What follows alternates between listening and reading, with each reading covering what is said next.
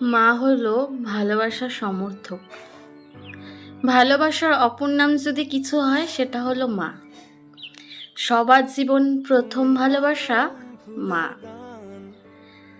আমাদের সবার জীবনে তার গুরুত্ব অপরিসীম। তাকে ছাড়া আমরা জীবনের একটা মুহূর্তও চলতে পারি না।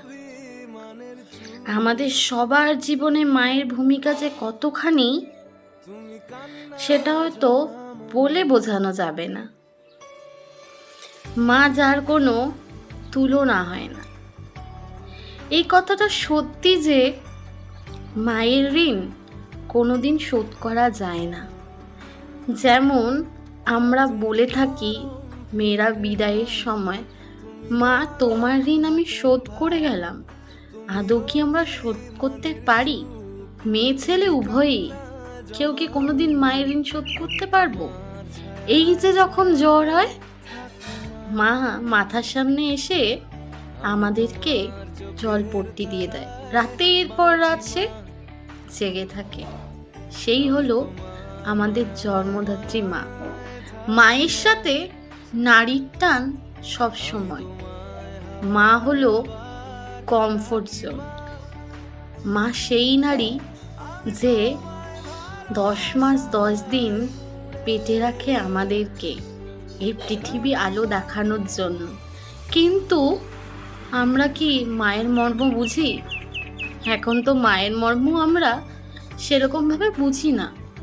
ওই যে মাতৃদিবস, সোশ্যাল মিডিয়াতে দেখাতে হবে তো মাকে কতটা ভালোবাসি।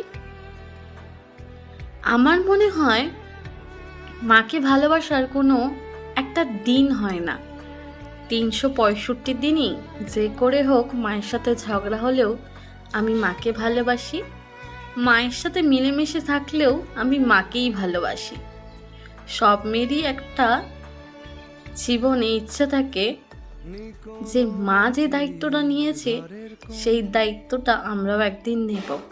যেমন এই যে এখন যখন ছোট আমি, মা বলে দাঁড়া না বিয়েটা হোক, যখন সন্তান হবে তখন বুঝবি তার মর্ম। আমরা এখন নিছকই ভাবি যে ছাড়ো তো, বলো না। কিন্তু যখন একটা মেয়ে স্ত্রী থেকে মা হয় তখন তার দায়িত্বটা অনেক বেশি হয়। সেটা তো আমরা সবসময় দেখে থাকি নিজেদের ঘরে।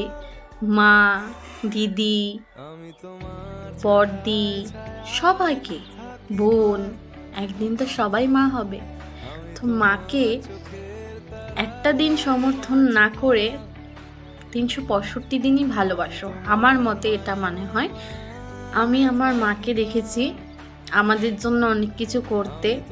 মায়ের হাতেই প্রথম ঘড়ি আমার। হ্যাঁ, মা হয়তো পড়াশোনা সেরকম জানে না, কিন্তু যতটা পড়াশোনা করেছে উনি, ওর থেকেই আমার প্রথম শিক্ষক আমার মা। তাই আমি আমার মাকে খুব ভালোবাসি এবং পৃথিবীর সকল মাকে আমার তরফ থেকে অনেক ভালোবাসা রইল, আমার প্রণাম। আপনারা সবাই ভালো থাকবেন, শুধু আমার মা বলে না, সবার মা সবসময় ভালো থাকুক। আর কি বলবো, যাই হোক, নমস্কার। আজকের মতো এটুকুই। ধন্যবাদ সকলকে।